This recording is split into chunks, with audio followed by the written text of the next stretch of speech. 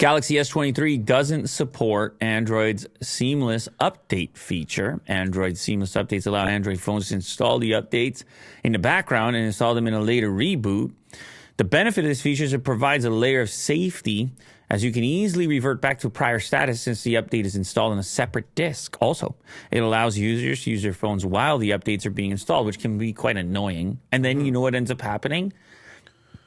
You just put off the install. You're just like, later. In the car, it's always like 4 a.m. What about 4 a.m., dude? Can we do it at 4 a.m.? And you're like, Nah.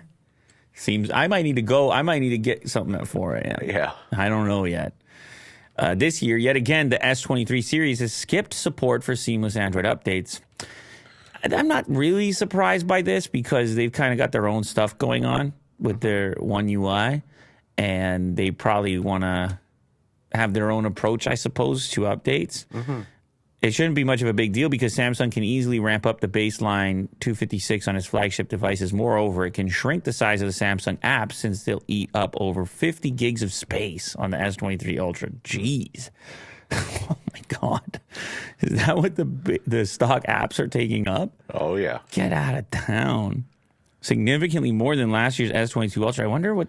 That's why you got to get the I wonder 1 what type terabyte. of data sets. I wonder what type of neurals are in there. I wonder what type of what are they calling? What is OpenAI calling those? What are those data sets called? Enormous.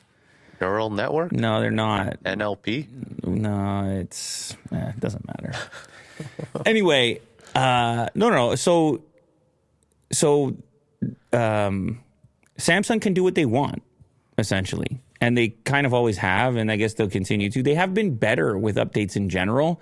It's just you won't get this fancy feature.